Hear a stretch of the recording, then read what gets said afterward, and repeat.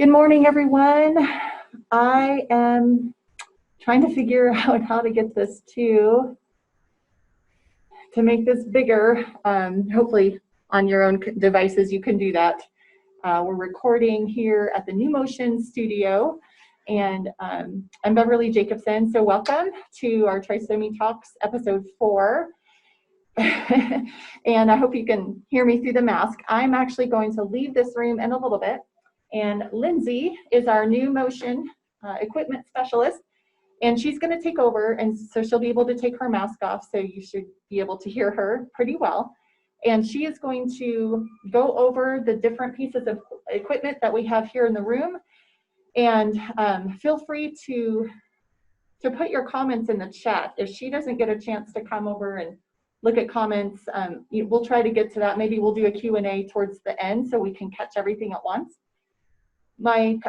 Our physical therapist, Christine, is on her way. She's running a little bit late, but we thought it would be good for you to hear from the equipment specialist first, and then you can hear a PT's perspective on some of the pros and cons of these pieces of equipment as well. Okay, so I'll be in another room, and I'm going to see if I can log in on my phone, just so I can kind of keep track of comments and things. But if you don't see me until later, I hope that we can get to all your questions and that this is helpful for you. So thanks for joining us. Thank you. I'm going to shut this. Yeah. Now when she gets here.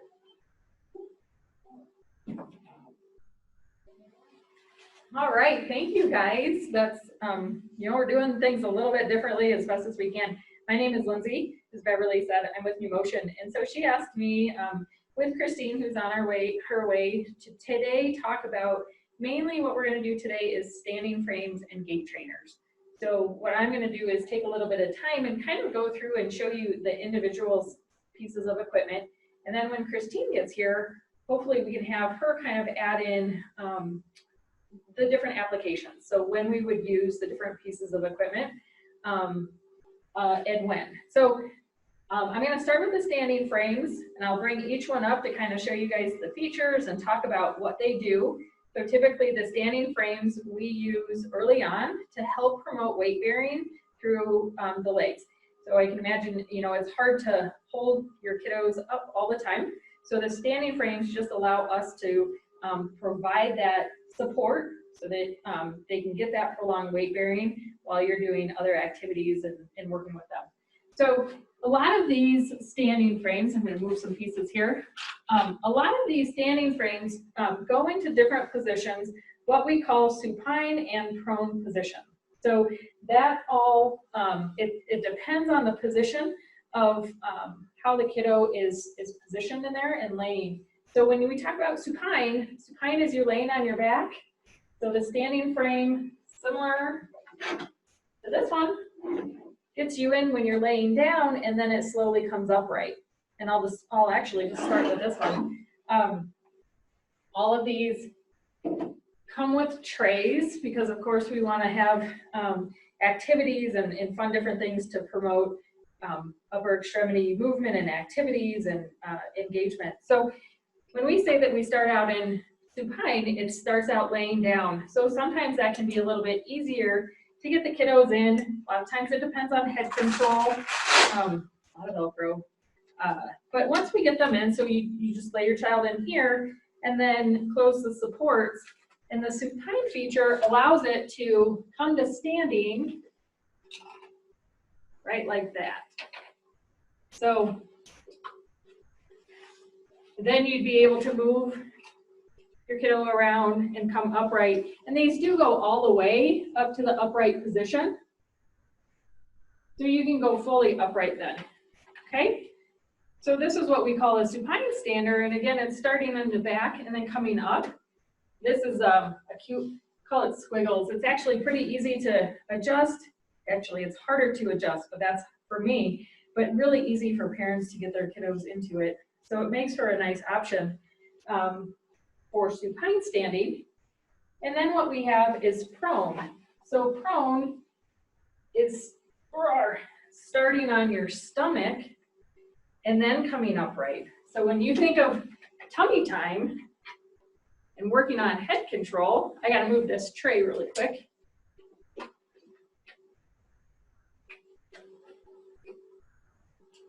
Go. So prone would be laying on your stomach this way, facing down. Okay, so think about when we're talking about tummy time, or even if you're at the gym working out and you're doing back raises, that's what these kiddos are going through in the prone position. So of course, the farther down you are, the harder it is to bring your head up. But a lot of times we work on that with promoting the head control and the extension of the back. And that too, so this one, go on this side, can also go from lying down to then upright, and then the tray travels with it with an adjustment so that you can make sure that that's in the right spot to be able to play. So this is prone. So sometimes when you hear the therapist talk about prone versus supine, that's what they're talking about, is really the starting position of the standing frame, whether you're going in lying on your back or lying on your stomach. And there's different goals, and we'll have Christine kind of talk a little bit about that too when she gets here, as far as what the therapist feels the goals are. There's this one here. This is an interesting standard. It actually, it starts in the supine position. So we bring it back. And the trays here kind of help show where we're at, but there's the tray. And it starts in the supine position. What's interesting about this one is that it can actually go fully upright and then into 20 degrees of prone without changing anything, okay? Obviously the tray is gonna change because you don't want the kids to feel like they're completely falling out, but it just prevents the need to move the hardware or move the positioning components around to a different area. Most of those will. So actually the other two that I showed you, you can use them in the supine or prone position. You just have to move the supports. So you would have to turn them around and then turn the trays around. So it's just a little bit more work. And this one, and it depends on too, if the therapist says, hey, we want to incorporate both supine and prone activities in the stander. And again, that's always a conversation with the therapist that we as a team work together to decide and help figure out what is the best piece of equipment that's going to work to meet the needs of what the therapist is trying to achieve, but also what your kiddos' capabilities are and how they're progressing. So again, this one is able to do that supine and prone position. All of these standers have, they're really stationary.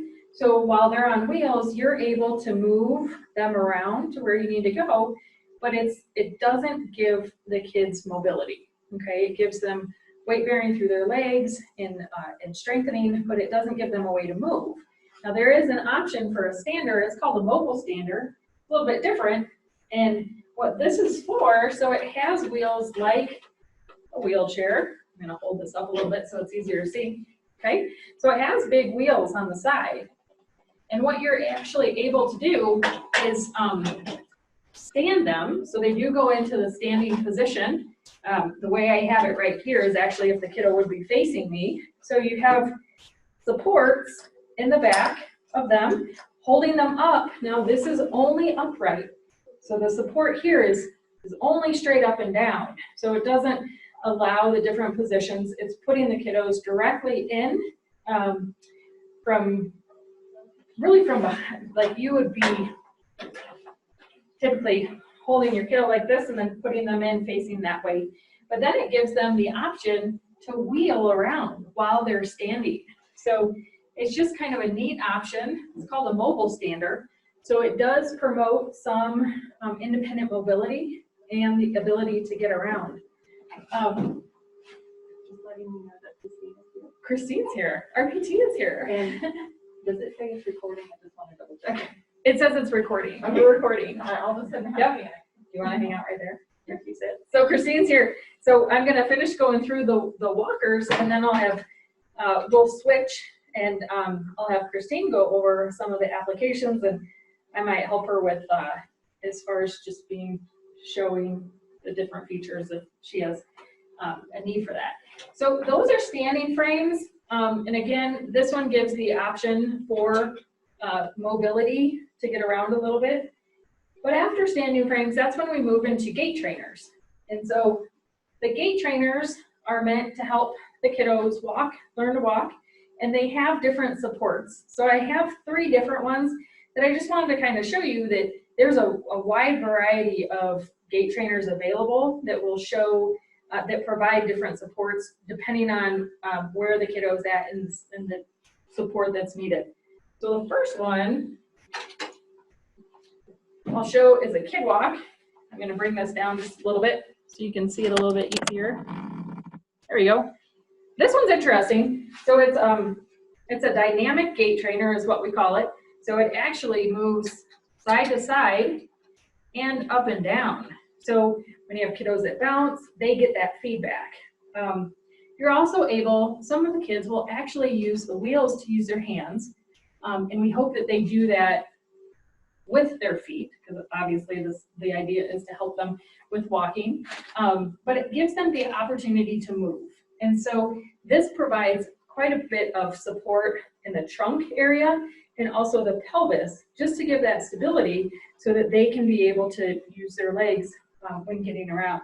So this has quite a bit, it's more of, I wouldn't say aggressive support, but it has a lot of support. So this is when we're really trying to hold the trunk together and give them that support throughout their torso so that they can walk.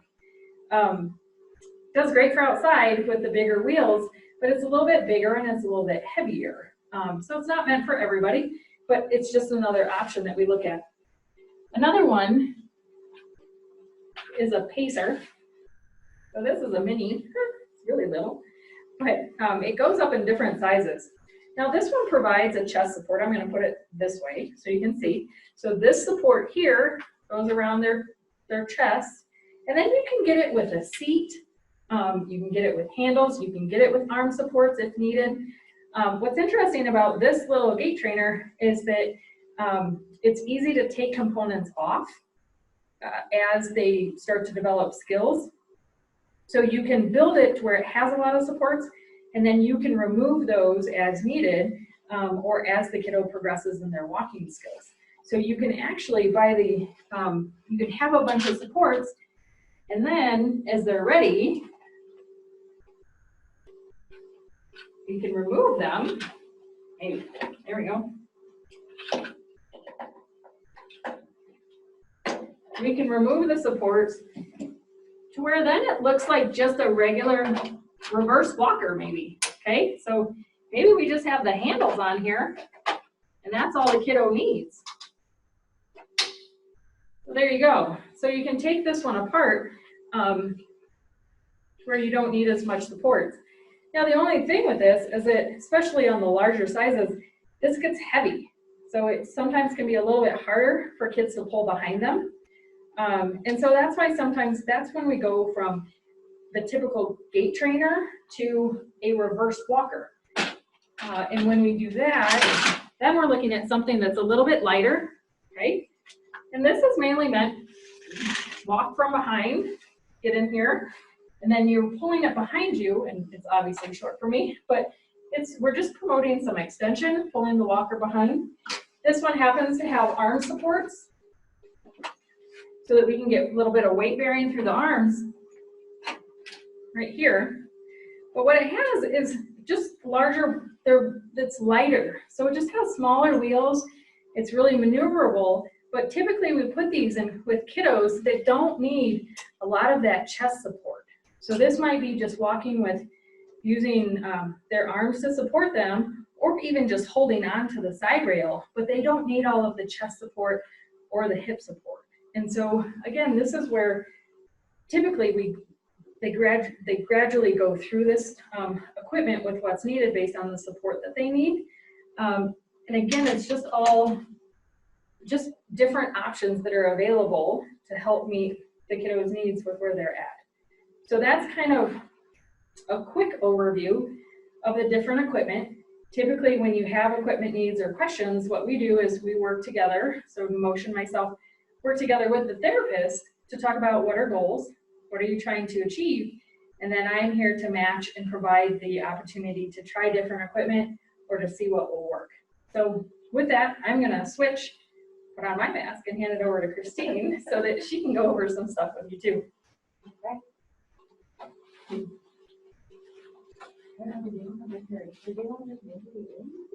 So I think the idea was to go over some applications of why you choose different ones. Oh, so that if you have time, then we'll try her in it. Yeah, I just- In her crawlers out there too.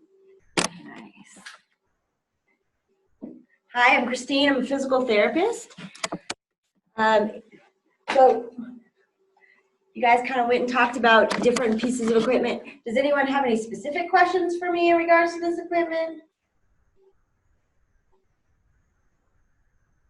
And if not, I'll just kind of go with some of the reasons we pick some different things. Typically, we will often start with a stander just to get some basic weight bearing skills through their legs, getting them used to being in a more of an upright position. It also allows them, especially with these different types of trays, to be able to work on some of those fine motor skills as well while they're very supported.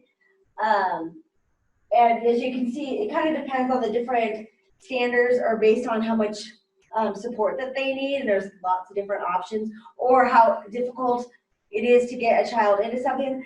Some of these that tilt back are a lot easier because you lay them down before standing them up versus the prone ones. You can too, but I find it easier to go from supine to stand than prone, and I feel like I tend to then have to stand them a little bit more. It's just kind of depending on how much weight they have. It's very hard to try to decide what piece of equipment is best. I really often will just have Lindsay bring multiple ones and we'll try them out for a week or two to see how the child responds, realizing, and kind of how much support that they need. But typically we start with something with more support. We'll spend a couple of years working in that device and then move to less support as time goes on. So we went over the differences between prone and supine. Okay. Can you talk about what are some of the things that you're looking for, why you would choose a prone versus a supine? Oh, so as far as development goes, or mobile stander, or right. When do you look at stander versus gait trainer? Okay, that's true. Thank you. And so for standers, typically the reason I would start with a stander versus going straight to a walker is a lot of my kiddos, they really are not bearing any weight through their legs and standing, or they need a lot of hip and trunk support. So we're providing all of that support. They're not yet sitting. When we go to stand, they don't have any weight. They're not putting any weight through their legs. That's when I will start with a stander just to get them upright, to get that sense of being upright. A lot of times I really like these mobile standers, the ones where they talked about where they have the wheels on them, because a lot of kiddos, even though they might not have a lot of core strengthening at the time or legs strengthen, their legs can actually and will actually push with their arms. And I'm trying to get any piece of mobility I can where they are moving themselves to try to get somewhere. So I often like these ones with the little wheels, because even if they're just pushing them back and forth, or even if you have that opportunity to help them move from one location to another and explore their environment, there's a really large piece about getting children exploring their environment on their own. Plus, being up at a higher height allows them to be more eye level with peers. So that's another really important piece. The nice thing about the kid walk is you've got to get both. And they can't see it anyway. There we go. Sorry, lowering it down. The nice thing about this kid walk that I have liked is it provides a lot of support in the trunk, so they can actually be in it like a stander. But it has the wheels, so we can get some of that hand mobility if they're not using their legs yet. The disadvantage to this, I feel like, is often I need to facilitate them moving their legs to have them get that idea of walking. So once they are starting to put some weight through their legs, I want to have that ability to help them step and weight shift. I find it a little harder to facilitate that because all the stuff that's back here. You can do that from the front, but then they're kind of running into you.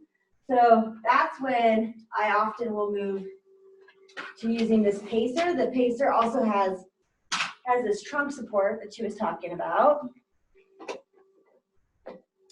And it also usually has a seat that comes with it as well, and so that you don't have to hold them up. But the nice thing is how it's open in the back, and then you can facilitate that stepping movement. I will often put, not this mini because it's very tiny, but the smalls will often fit on a treadmill. Sometimes we will build a little bit of a frame around it, but that also you can sit on the back of the treadmill and help them facilitate that walking. Once again, like I said, when they have enough trunk, head, and they're doing some weight bearing through those legs.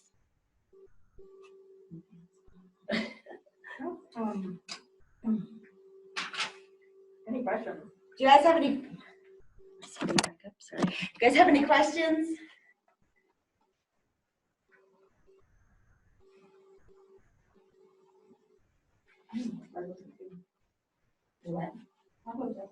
Okay, and so one of the other things is, one of the things that I've really been getting into recently is, and we have one for Verity, is a crawler. That is actually my preference to start.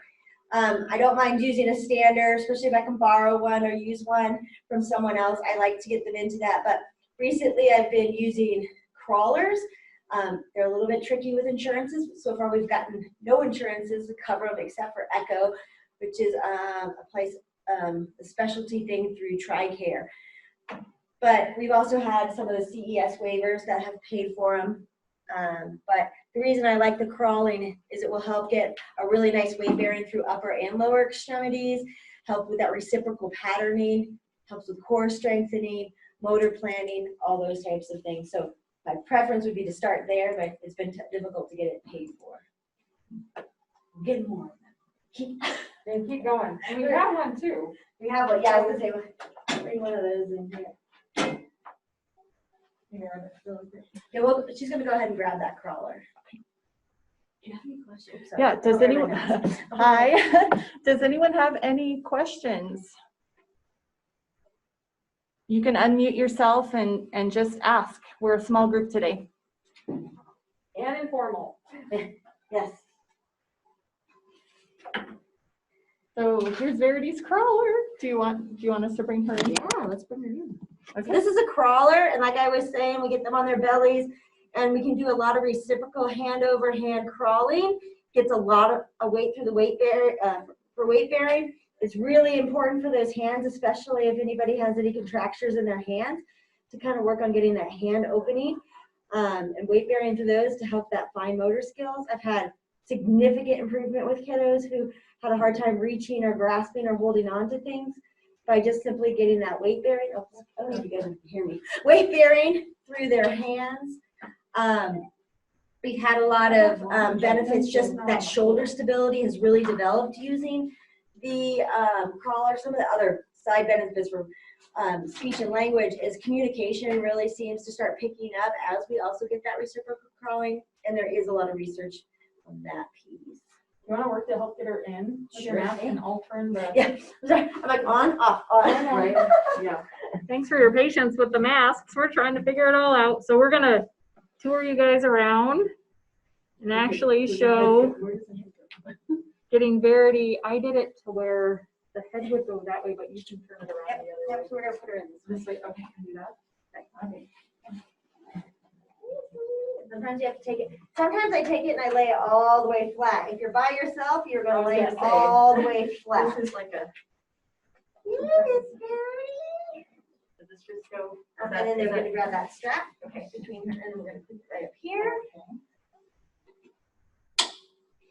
Here we go. Oh, That's very your good. chair. That's your chair. Where's her? It's on this.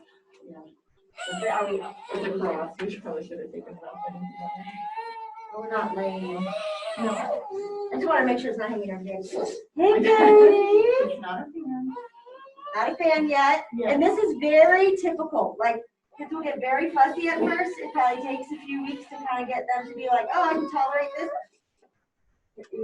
I have done some things like put little timers on, or something that flashes with color and stops, so they kind of get the understanding of we're only going to be this in a short period of time. So I'll turn a timer on, go like 2 or 3 minutes, let the timer go off, and then take them out. Just Go so they a know little bit that. higher on the front. That bum's a little up. Hey, what do you think? Her bum's a little up in there. To take it down. No, take it low or take it up in the front. There you go. Yeah. She has her Baja. She has her Baja. She's like, I'm taking my Baja. All right. I'm not listening to you. That's what she's telling me. There we go.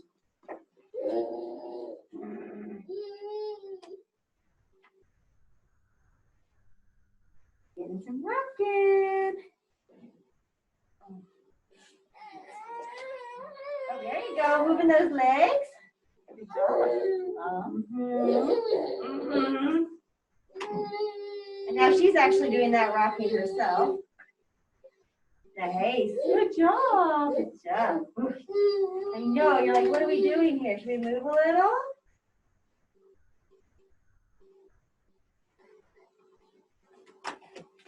Move those legs. I know. You're pushing, pushing, pushing. You might not move. Put your hands. Do you guys have any questions on the crawlers too? And the nice thing here is, if you're working on head and trunk, I know. if you're working on head and trunk control, you can get a lot from this because they're in this nice position where they have to work on lifting. And then again, like I said with the hands, you can get a lot of weight bearing through your hands. I know you're getting mad. Are you getting mad? Should we rock some more? Good job, Verity. The wheels on the bus go round and round, round and round, round and round. The wheels on the bus go round and round, all through the town. The wipers on the bus go swish, swish, swish, swish, swish, swish, swish, swish, swish. The wipers on the bus go swish, swish, swish, all through the town. And the nice thing is that if she's in here, we can swing back and forth and get weight shifting on her hands, weight shifting through her hips. Like, hey, stop. No, She likes that. She likes the singing. Yeah. We're singing, you're like, hey, if I'm gonna be in here. You would be the wipers, right? Be the wipers. She is really The good. wipers on the bus go Movement swish, back here. swish, swish, swish, swish, swish, swish, swish, swish. The wipers on the bus go swish, swish, swish, all through the town. We could put her down. You think we could put her down? I just think just on the floor. Oh, yeah. So normally she's pushing hard enough. Normally she's pushing hard enough that she would make this go forward, but because it's on this, I don't think we have quite enough forward. I'm gonna take you out, sweet girl. So on that for the lowering part. Okay. Yep. You can just. Well, maybe I can. Get out of stuff. Oh, these are a little harder than.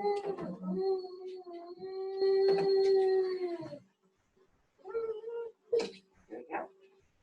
Okay. And then I can do that. Yeah, and I just usually lower them all the way down. Ah, Yeah, it's a little. there we go. There you go. Maybe just with And you. then you can just pick it up, move it out of the way, and then they're free. And you can start like this too if you're by yourself. And start with it flat. I loosen the straps all the way, clip them in first, Okay. Yep. So then you and then I just cinch. can... Good job, Verity. Yeah, good job. That was a sweet new girl. thing, huh? That was brand Wow, new. look at you, get to take it home. Are you excited about that? Okay. So, I think that's all we have for you. If there aren't any questions, we'll go ahead and cut this session off, but I hope it was helpful for you, and thanks for participating. I'm smiling behind my mask.